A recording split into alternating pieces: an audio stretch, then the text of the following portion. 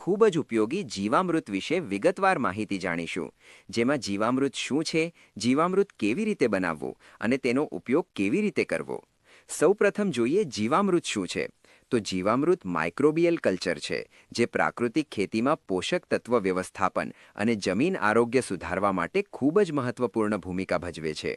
જીવામૃત માટીમાં ફાયદાકારક સૂક્ષ્મ જીવાણુઓની સંખ્યા વધારી પોષક તત્વોના રૂપાંતરણ અને ઉપલબ્ધતા વધારવામાં મદદ કરે છે. તેમાં રહેલા સૂક્ષ્મજીવો નાઇટ્રોજન ફિક્સેશન, ફોસ્ફરસ સોલ્યુબિલાઇઝેશન અને સૂક્ષ્મ પોષક તત્વોની લભ્યતા વધારી માટીના જીવંત તંત્રને શક્તિ આપે છે. આથી જ જમીનમાં રાસાયણિક ખાતર આપવાની જરૂરિયાત રહેતી જ નથી. હવે જોઈએ જીવામૃત બનાવવા માટેની સામગ્રીઓ, જેમાં દેશી ગાયનું સૌપ્રથમ જોઈએ જીવામૃત શું છે. તો જીવામૃત માઇક્રોબિયલ કલ્ચર છે, જે પ્રાકૃતિક ખેતીમાં પોષક તત્વ વ્યવસ્થાપન અને જમીન આરોગ્ય સુધારવા માટે ખૂબ જ મહત્વપૂર્ણ ભૂમિકા ભજવે છે. જીવામૃત માટીમાં ફાયદાકારક સૂક્ષ્મ જીવાણુઓની સંખ્યા વધારી પોષક તત્વોના રૂપાંતરણ અને ઉપલબ્ધતા વધારવામાં મદદ કરે છે.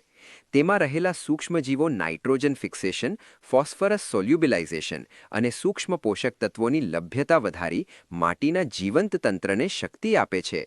આથી જ જમીનમાં રાસાયણિક ખાતર આપવાની જરૂરિયાત રહેતી જ નથી.